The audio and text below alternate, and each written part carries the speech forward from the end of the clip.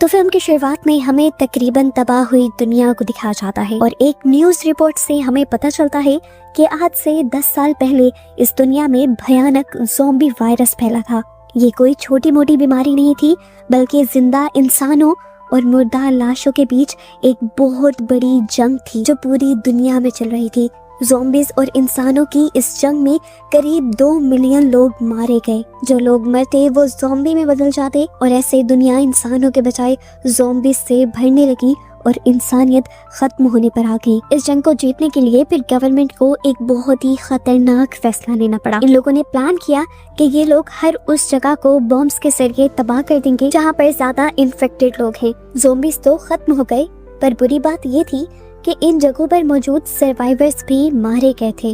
Government ने उन survivors के बारे में कुछ नहीं सोचा था, क्योंकि इस वायरस को कंट्रोल करने का ये आखिरी ही रास्ता बचा था। अब 10 सालों के बाद सोसाइटी ने अपने आप को दोबारा से बना तो लिया है, लेकिन अभी भी इस दुनिया में तबाही साफ नजर आती है। इसी न्यूज़ रिपोर्ट में हमें रिजॉर्ट नाम के एक फेमस होटल के बारे में भी पता चलता है, जो पिछले 10 सालों में सभी लोगों की इंटरटेनमेंट बना हुआ था। इसलिए नहीं कि वहाँ खाना अच्छा था या माहौल अच्छा था, बल्कि इसलिए कि ये रिजॉर्ट आइलैंड्स पर बनाए गए थे।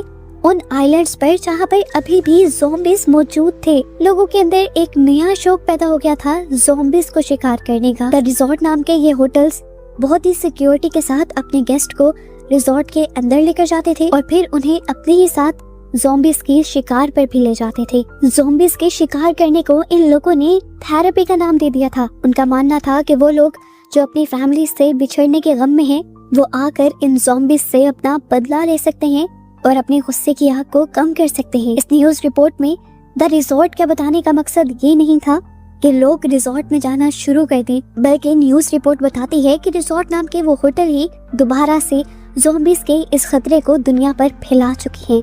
और गवर्नमेंट ने दोबारा ये फैसला लिया है कि जहाँ जहाँ द रिजॉर्ट होटल हैं, उन आइलैंड्स को ही तबाह कर दिया जाएगा। यानी वहाँ पर जो बिलियंस ऑफ डॉलर्स लगाए गए थे ज़ॉम्बीज़ को इंसानों से दूर रखने के लिए, वो सारे पैसे जाया हो चुके थे। अब रिजॉर्ट में ऐसा क्या हुआ था कि वायरस दोबारा फैलने लगा और सिक्योरिटी फेल हो गई।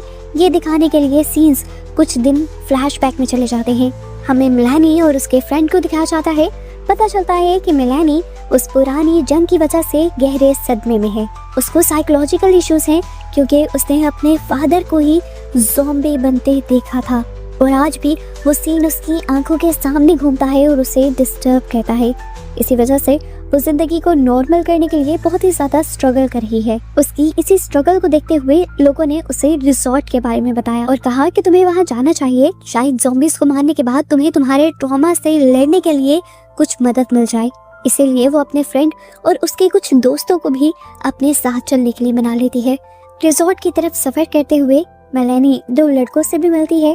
ये दोनों बेसिकली एक गेमर है और गेम में ही इन्होंने रिजॉर्ट के ये टिकट जीते हैं, इसीलिए तो वो इन वेकेशंस के लिए सबसे ज्यादा एक्साइटेड है। यहीं पर मेलानी एक लड़की से भी मिलती है जो बताती है कि उसके फियांसी ने ठीक शादी से पहले उसे छोड़ दिया है और इसी गम से लड़ने के लिए वो दी रिजॉर्ट जा रही है। ये लोग अब रिजॉर्ट पहुंचकर यहाँ के लग्जूरियस लॉन्च में पहुंच जाते हैं और लॉन्च की खिड़की से मेलानी एक रेफ्यूजी कैंप को देखती है। ये कैंप होप फॉर यू नाम की एक चैरिटी चलाती है। जो लोग ज़ॉम्बी वॉर की वजह से बेघर हो गए थे, ये चैरिटी उनको रहने की जगह देती है। इसी रेफ्यूजी कैंप के पास मेलानी को एक छोटी बच्ची दिखती है जो फेंस पार कर बाहर जाना चाहती थी, लेकिन उसकी मॉम ने फौरन ही उसे रोक दिया। और ये देखकर मेलानी को एहसास हुआ कि जहाँ हम जैसे लोग सिर्फ अपनी अयाशी के लिए ज़ॉम्बीज़ को मारने के लिए जा रहे हैं, वही इन बचे हुए ज़ॉम्बीज़ की वजह से आज भी कुछ लोग परेशान हैं। और उसे एहसास होता है कि अब उन ज़ॉम्बीज़ को मार देना चाहिए। अमीरों की इंटरटेनमेंट के लिए उन्हें जिंदा नहीं रखना चाहिए। इसी टाइम पर इन्हें एक वेलकम वीडियो दिखाई जाती है, जहां पर रिजॉर्ट की ओनर इन सब को यहां आने के लिए वेलकम कर रही थी। वो अपनी तारीफ करते हुए बताती है कि किस तरह उसने इस इतने बुरे डिजास्टर के अंदर भी एक बिजनेस अपॉर्चुनिटी ढूंढी थी। उसने ये रिजॉर्ट बनाया ताकि गरीब लोगों की मदद की जा सके। बहुत से लोग अब उसके रिजॉर्ट्स में जॉब करते हैं और इस तरह दुनिया की गिरती हुई इकोनॉमी को भी फायदा हुआ है। और साथ ही साथ जो लोग ज़ॉम्बीज़ को मारने के लिए आते हैं, अपने ट्रॉमा से लड़ने के लिए, उनकी मेंटल हेल्थ भी अच्छी हो जाती है। वो सबको यहाँ आने के लिए थैंक्स कहती है, जिसके बाद सभी लोगों को बताया जाता है कि बाहर ज़ॉम्बीज का शिकार करने जाने से पहले सभी को वेपन्स चलाने की ट्रेनिंग लेनी पड़ेगी। उन्हें एक शूटिंग रेंज पर ले जाया जाता है। इंस्ट्रक्टर सबको बताता है कि ज़ॉम्बीज को मारने का बस एक ही तरीका है कि सीधा उनके सर पर गोली मारी जाए। इसीलिए वो बार बार सब लोगों को परफेक्ट निशाना लगाने की ट्रेनिंग दे रहा था।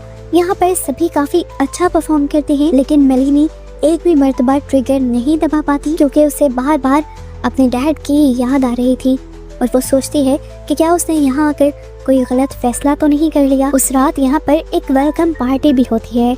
यहाँ की ओनर सभी मेहमानों को ये दिखाती है कि ये जगह उनके लिए बहुत ही ज्यादा सेफ है और उनके कंट्रोल में है। ये दिखाने के लिए वो एक बंधी हुई ज़ॉम्बी को स्टेज पर भी ले आती है और उसकी आंखों में आंखें डालकर खड़ी हो जाती है, सबको ये प्रूव करने के लिए कि उसे ज़ॉम्बीज से डर नहीं लगता और ना ही बाकी लोगों को रिजॉर्ट में होते हुए ज़ॉम्बीज से डरने की जरूरत है। उसकी स्पीच देते ही सारे क्लैपिंग करने लग जाते हैं, जिसके बाद सभी पार्टी कंटिन्यू कर देते हैं। जिस टाइम सब लोग पार्टी में बिजी थे, हम देखते हैं कि सैंडी नाम की वो लड़की जिसका फियांसे उसे छोड़कर चला गया था, वो चुपके से यहाँ के कंट्रोल रूम में घुस जाती है और पता चलता है कि वो यहाँ पर किसी बड़े प्लान से आई हुई थी। वो एक एक्टिविस्ट ग्रुप की मेंबर थी, जो एक्टिविस्ट ग्रुप ये मानता था कि रिजॉर्ट ठीक नहीं है। वो यहाँ पर मेन फ्रेम कंप्यूटर को हैक कर लेती है और वहाँ से कुछ फाइल्स डाउनलोड करके यहाँ से भाग जाती है। वो असल में इस रिजॉर्ट के सारे बुरे और खतरनाक कामों का पर्दाफाश करना चाहती थी। सैडी को बस यही पता था कि उसने कंप्यूटर्स को हैक करके यहाँ से सिर्फ डाटा चुराया है। उसे ये नहीं पता था कि उसके एक्टिविस्ट ग्रुप ने ही उसे धोखा दे दिया है और उसके कंप्यूटर को हैक करने की वजह से कंप्यूटर में वायरस भी अपलोड हो गया है। खैर वो तो यहाँ से निकल जाते हैं और थोड़ी ही देर बाद रिजॉर्ट के इंजीनियर्स सिस्टम में खराबी नोटिस कर लेते हैं। सिक्योरिटी प्रोटोकॉल यहाँ के स्लो हो जाते हैं, सीसीटीवीज काम करना बंद हो जाते हैं। हालात इतने खराब हो रहे थे, इन्हें ऑनर को बताना चाहिए था, पर अपनी जॉब्स बचाने के चक्कर में इन्होंने ऑनर को कुछ नहीं बताया। पूरी रात उन्होंने सिस्टम ठीक करने में लगा दी, लेकिन वो कुछ भी ठीक नहीं कर पाए। अगली सुबह हमें दिखाया गया कि असली गेम शुरू हो रहा था। सभी गेस्ट एक सफारी ट्रक में बैठकर होटल के सेफ जोन से बाहर निकल जाते हैं ज़ॉम्बीज का शिकार करने के लिए। सेफ जोन के बाहर ज़ॉम्बीज अभी भी खुले घूम रहे हैं। गाइड यहाँ का रूल समझाता है कि तुम्हें कभी भी इस ट्रक से बाहर नहीं निकलना। इस ट्रक में बैठे बैठे ही सभी ज़ॉम्बीज को मारना होगा। सभी ग्रुप बहुत ही एक्साइटेड होकर ये काम कर रहे थे और उन्हें अच्छा भी लग रहा था। मेलिनी के ग्रुप वाले भी एक एक करके ज़ॉम्बीज को मारना शुरू हो गए थे। गेमर्स ने तो बहुत एक्साइटेडली ये किया था और दो ज़ॉम्बीज को मार दिया था। उसके बाद मेलिनी के फ्रेंड ने भी बहुत से ज़ॉम्बीज को मारा और जब मेलिनी की बारी आई और उसने स्नाइपर के टेलीस्कोप से ज़ॉम्बी को देखा तो उसे ज़ॉम्बी की आंखों में उदासी दिखाई दी। ज़ॉम्बी को देखकर उसे ज़ॉम्बी में वो इंसान दिखाई दिया जो कभी जिंदा हुआ करता था। वो उसे मारने की हिम्मत नहीं जुटा पाती और स्नाइपर नीचे कर लेती है। तभी उसकी जगह उसके ग्रुप का एक सोल्जर आता है और जल्दी से उस ज़ॉम्बी को मार देता है। उसकी स्किल्स को देखकर यहाँ के गाइड्स भी हैरान रह जाते हैं। जैसे जैसे शाम ढलती है, ग्रुप को सफारी जोन में एक सेफ कैंप में ले जाया जाता है। इस जगह पर चारों तरफ कांटे लगाए गए थे इंसानों को ज़ॉम्बीज से बचाने के लिए। ये लोग बोनफायर बनाकर बातें करने लग जाते हैं। मेलिनी सबको बताती है कि उसे ज़ॉम्बीज से बहुत ज्यादा नफरत है, लेकिन उसके बावजूद भी वो ज़ॉम्बी को मार नहीं पाई क्योंकि वो कंफ्यूज है कि क्या ज़ॉम्बीज को मारना सही है। सैडी कहती है ये लोग जो उन्हें गोश्त के टुकड़े की तरह इस्तेमाल कर रहे हैं सिर्फ अपने फन के लिए, उससे तो बेहतर है कि इन्हें मार दिया जाए। पर मेलिनी को लगता था कि इस तरह अगर वो एक ज़ॉम्बी को मारती है तो उसके अंदर किसी भी इंसान को मारने की भी हिम्मत पैदा हो जाती है और ऐसे मॉन्स्टर्स को मारते मारते वो खुद कब मॉन्स्टर बन जाए इन्हें पता भी नहीं चलेगा। इधर कंट्रोल रूम में हालात हाथ से निकलते जा रहे थे। इंजीनियर्स को आखिरकार एहसास होता है कि सिस्टम फेल हो चुका है। इस सिस्टम को ये लोग दोबारा से ठीक नहीं कर पाएंगे और इन्हें अब अपनी बॉस को ये सब बताना ही होगा। लेकिन अब बहुत देर हो चुकी है, कंप्यूटर सिस्टम पूरी तरह क्रैश हो जाता है। इतने में वो अपने बॉस को ही जाकर बताते ही हैं तो यहाँ देखने को मिलता है कि सारा सर्वेलेंस सिस्टम तबाह हो गया है। कैमरास बंद हो चुके थे, यहाँ तक कि बाहर कैंप के अंदर भी जो इलेक्ट्रॉनिक फेंस लगाई हुई थी ज़ॉम्बीज से बचने के लिए, उसी को भी यहीं से कंट्रोल किया जाता था और सिस्टम खराब होने की वजह से वो भी बंद हो गई थी। यहाँ के सारे सिक्योरिटी दरवाजे खुल गए थे, जिसकी वजह से जितने भी ज़ॉम्बीज पिंजरों में बैठे हुए थे वो आजाद हो जाते हैं और एक ही पल में वो रिजॉर्ट एक खेल के मैदान से एक स्लॉटर हाउस में बदल जाता है। ये ज़ॉम्बीज यहाँ पर मौजूद सारे गेस्ट के ऊपर हमला कर देते हैं जो कुछ देर पहले उनका मजाक उड़ा रहे थे। कंट्रोल रूम में भी अफरा तफरी मचाती है। वेलरी जो यहाँ की ऑनर है वो भी सब कुछ यहाँ तबाह होता देखते हुए बाकी सब लोगों की जान की परवाह किए बगैर अपने ऑफिस में जाकर छुप जाती है। उसके एम्प्लॉयज और उसके अच्छे दोस्त भी अब हॉलवे में चीख चिल्ला रहे थे। उनके ऊपर ज़ॉम्बीज अटैक कर रहे थे और वो ये सब चीजें बस सुन रही थी। बाहर सफारी कैंप में गेस्ट को इस तबाही का तब तक पता नहीं चलता जब तक पावर नहीं चली जाती। उनके ट्रक की लाइट्स भी बुझ जाती हैं और अचानक अंधेरे में से ज़ॉम्बीज का एक बहुत बड़ा ग्रुप निकलना शुरू होता है। टूर गाइड मदद बुलाने के लिए कॉल करने की कोशिश करते हैं, लेकिन यहाँ कंप्यूटर की स्क्रीन पर एक ऑटोमेटिक मैसेज लिखा हुआ आ जाता है, ब्रिमस्टोन प्रोटोकॉल एक्टिवेटेड। ये असल में गवर्नमेंट का वही प्रोटोकॉल, वही फैसला था जो उन्होंने इस दुनिया से ज़ॉम्बीज को खत्म करने के लिए लिया था। इस टाइम इस प्रोटोकॉल का यहाँ पर एक्टिवेट होने का मतलब ये था कि गवर्नमेंट को पता चल गया था कि इस आइलैंड पर ज़ॉम्बीज तबाही मचाना शुरू हो गए हैं। ये आइलैंड खतरे में आ चुका है और इन्फेक्शन को खत्म करने के लिए इस आइलैंड को भी अब बॉम्ब से तबाह कर दिया जाएगा। आइलैंड के तबाह होने में कुछ ही घंटे बचे थे और इन्हीं कुछ घंटों में इस सर्वाइवर्स को किसी तरह अपने आप को बचाकर इस आइलैंड से बाहर निकलना था। गवर्नमेंट के इस प्रोटोकॉल में ये लोग जानते थे कि किसी भी सर्वाइवर को नहीं बचाया जाता। इस डर के माहौल में इतनी ही देर में ज़ॉम्बीज इनके कैंप पर भी हमला कर देते हैं और इनका टूर गाइड इस हमले में मारा जाता है। ग्रुप को अपने बचाव के लिए भागना पड़ता है। ये लोग सफारी ट्रक को यूज करने की कोशिश करते हैं पर पता चलता है कि ये सेंट्रल कंप्यूटर से लिंक था और कंप्यूटर में वायरस की वजह से अब ये लोग ये ट्रक भी नहीं चला सकते। ग्रुप को अपने बचाव के लिए खुद ही यहाँ से भागना पड़ता है पर ज़ॉम्बीज अब उनके पीछे थे। एक ज़ॉम्बी दोनों में से एक गेमर को भी काट लेता है जिसकी वजह से उसके दूसरे दोस्त को खुद ही अपने दोस्त को मारना पड़ता है ताकि वो ज़ॉम्बी बनकर कम से कम ना जिंदा हो। ये काम करने के बाद वो टूट गया था लेकिन बाकी सब ने उसे संभाल लिया। ये लोग अपने बचाव के लिए फैसला करते हैं कि ये लोग आइलैंड से दूसरी तरफ जाएंगे और बोट लेकर इस आइलैंड से निकल जाएंगे इससे पहले कि यहाँ पर बॉम्बिंग शुरू हो। वहाँ तक जाने के लिए इन्हें पैदल ही जंगल के रास्ते जाना होगा और जानते थे कि रास्ते में बहुत सारे ज़ॉम्बीज इनके सामने आ जाएंगे। यहीं पर चलते चलते सोल्जर को वो बात याद आ जाती है, सैडी को कंट्रोल रूम से निकलते हुए देखा था। वो सब कुछ समझ जाता है। वो सैडी के सर पर गन रखते हुए पूछता है, बताओ तुमने क्या किया। डरी हुई सैडी सब उगल देती है और बताती है कि मैं एक्टिविस्ट ग्रुप का हिस्सा हूँ। वो बताती है कि मैं सिर्फ यहाँ पर आई थी कंप्यूटर को हैक करके इस होटल की करप्शन के सबूत लेने के लिए, लेकिन मुझे नहीं पता था कि मेरे ग्रुप वालों ने इस चिप के अंदर वायरस इंस्टॉल किया हुआ है। ग्रुप को सैडी के ऊपर इतना ज्यादा गुस्सा था कि वो लोग उसे यहीं पर छोड़ जाने का फैसला करते हैं पर मेलिनी को उस पर रहम आ जाता है और वो उसे साथ ले जाने की जिद करती है क्योंकि जो कुछ भी उसने किया था वो अनजाने में किया था। ऐसे ही भागते भागते ये लोग होटल के करीब पहुंच जाते हैं। होटल के बैक कॉरिडोर से निकलते हुए इन्हें आइलैंड की दूसरी तरफ जाना था पर अब इस तंग से कॉरिडोर में भी वो ज़ॉम्बीज उनका पीछा कर रहे थे और इस सारी अफरा तफरी में सैडी और जैक अपने ग्रुप से अलग हो जाते हैं। ज़ॉम्बीज का एक ग्रुप उन्हें इर्द गिर्द से घेर लेता है। सैडी जो इस टाइम अपने आप को ही इन सारी चीजों का जिम्मेदार मान रही थी वो भी नोटिस करती है कि उसे भी ज़ॉम्बी ने काट लिया है और जल्द ही वो भी एक ज़ॉम्बी बन जाएगी। इसीलिए जैक को बचाने के लिए वो अपना सैक्रिफाइस देती है और अपनी चुराई हुई फ्लैश जैक को देते हुए उसे यहाँ से भाग जाने को कहती है और खुद ज़ॉम्बीज की तरफ भागने लग जाती है ताकि वो ज़ॉम्बीज को अपनी तरफ अट्रैक्ट करके जैक को बचा सके। बचे हुए सारे लोग और जैक भी अब वापस मिल जाते हैं और पीछे के एक गेट के अंदर जाकर उसे लॉक करने में कामयाब हो जाते हैं और इस तरह ज़ॉम्बीज के एक बहुत बड़े ग्रुप से ये चारों बच जाते हैं। पता चलता है कि ये लोग जिस जगह पर आए थे ये कोई इंडस्ट्रियल बिल्डिंग लग रही थी। इस बिल्डिंग के अंदर इन्हें बहुत ही अजीब चीजें मिलती हैं, सूटकेसेस और यहाँ तक के कुछ पेपर्स भी। ये पेपर्स उन रेफ्यूजीज के थे जो होप फॉर यू नाम के इस कैंप में रहते थे पर यहाँ इस फैक्ट्री में होने वाली चीजों से ये लोग अंदाजा लगाते हैं कि होप फॉर यू एक कैंप नहीं था, ये रिजॉर्ट का सप्लाई चेन का हिस्सा था। मतलब होप फॉर यू चैरिटी का सिर्फ दिखावा कर रहा था। वो तो मजबूर लोगों को यहाँ पर रेफ्यूजीज बनाकर लाता था और फिर इस आइलैंड पर लाकर उन्हें ज़ॉम्बी वायरस से इंजेक्ट कर ज़ॉम्बी बना देता था ताकि द रिजॉर्ट का बिजनेस चलता रहे और अमीर मेहमानों को शूट करने के लिए ज़ॉम्बीज मिलते रहे।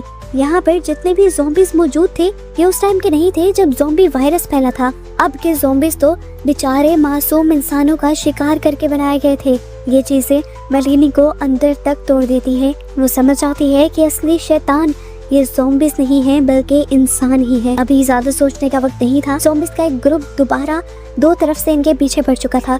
उससे बचने के लिए ये लोग जब आगे भागते हैं तो आगे अब इन्हें एक सिक्योरिटी गेट से गुजरना था। ये सिक्योरिटी गेट लॉक था, इसके ऊपर चढ़ना भी मुश्किल था। यहाँ पर हम देखते हैं कि मेलिनी का फियांसी जो हमेशा उसकी मदद कर रहा था और हीरो बन रहा था, वो जब यहाँ पे देखता है कि ज़ॉम्बीज़ बहुत ज्यादा करीब आ रहे हैं और वो या फिर मेलिनी की जान बचा सकता है या फिर अपनी, तो इस टाइम वो मेलिनी को कुर्बान करने का फैसला करता है और खुद यहाँ से भाग जाता है गेट के ऊपर चढ़ते हुए। ज़ॉम्बीज़ इन लोगों के बहुत ज्यादा करीब आ जाते हैं और वो सोल्जर जो असल में सब लोगों की मदद कर रहा था, वो इस मर्तबा भी एक हीरो जैसा ही फैसला करता है। मेलिनी को वो यहाँ से भाग जाने को कहता है और खुद पीछे रुक जाता है। वो ज़ॉम्बी को गोली मारता है, लेकिन पता चलता है कि अब उसकी बंदूक में भी आखिरी ही गोलियां थी। वो इन्हीं गोलियों से लड़ने लगा ताकि मेलिनी को वक्त मिल सके यहाँ से भागने का। आखिर गोलियां भी खत्म हो जाती हैं और ज़ॉम्बीज़ उसके ऊपर हमला कर देते हैं और वो अपनी जान का सेक्रीफाइस दे देता है ताकि सिर्फ मेलिनी जिंदा रह सके।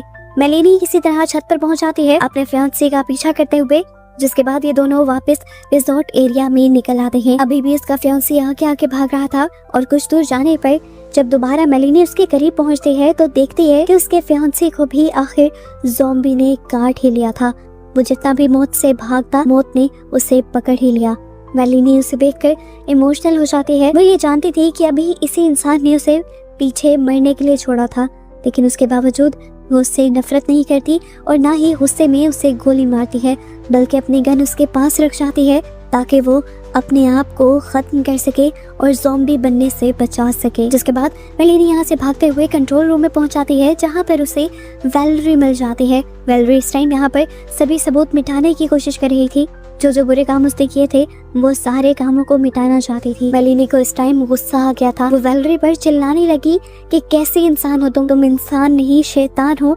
तुमने कितने लोगों की जान ली है सिर्फ इसलिए कि तुम्हारा बिजनेस बढ़ सके। वैलेरी कहती है, मेलिनी मेरी बात सुनो, इस टाइम लड़ने का वक्त नहीं है। देखो इधर से मेरे साथ सेफ जोन में चलो। पर मेलिनी को तो इस पर इतना गुस्सा था कि वो उसके ऊपर टूट पड़ी। इनकी इस हाथापाई के दौरान पीछे से यहाँ के भी लॉक खुल गए और यहाँ बहुत सारे ज़ॉम्बीज़ ने हमला कर दिया। ये देखते हुए मेलिनी पीछे की तरफ हट गई और वैलेरी के अपने ही एम्प्लॉयज और प्रोडक्ट्स, यानी वो इंसान जिसको उसने ज़ॉम्बी बनाया था, वो अब उसे ही काटने लगे। इसी सब चीज का फायदा उठाते हुए मेलिनी ने यहाँ से भागने का फैसला किया। मेलिनी फाइनली इस रिजॉर्ट से बाहर निकलकर आइलैंड के दूसरे किनारे पर पहुंच चुकी थी और उसे अब आसमान में जेट्स की आवाज़ें आ गई थी। ब्रिमस्टोन प्रोटोकॉल शुरू हो चुका था और यहाँ पर बड़े बड़े बॉम्ब्स गिरने लगे थे हवा में। जैसे ही ये आग का तूफान आता है, उसी टाइम अपने आप को बचाने के लिए मेलिनी समुंदर के अंदर जंप कर देती है और यहीं से फिर कहानी 3 हफ्ते आगे बढ़ जाती है। न्यूज़ में बताया जाता है कि उस आइलैंड पर सभी लोग मारे जा चुके थे। मेलिनी ने समंदर में जंप कर अपने आप को बचा लिया था। उसके पास इस टाइम सैडी की फ्लैश ड्राइव भी थी, जो सैडी ने जैक को दी थी और जैक से मेलिनी ले आई थी। उसी फ्लैश ड्राइव के जरिए वो दी रिजॉर्ट के, वैलेरी के और होप फॉर यू चैरिटी के सारे काले कारनामे सबके सामने रख देती है। होप फॉर यू चैरिटी जिसका बहुत बड़ा नाम था, जहाँ पर लोग बहुत सारे पैसे दिया करते थे, एक ही मिनट में वो बदनाम हो जाते हैं। मेलिनी से काफी सारे लोग इंटरव्यू लेना चाहते थे, क्योंकि वो एक बहुत बड़े हादसे से बचकर आई थी और वहाँ पर बहुत कुछ देख कर आई थी।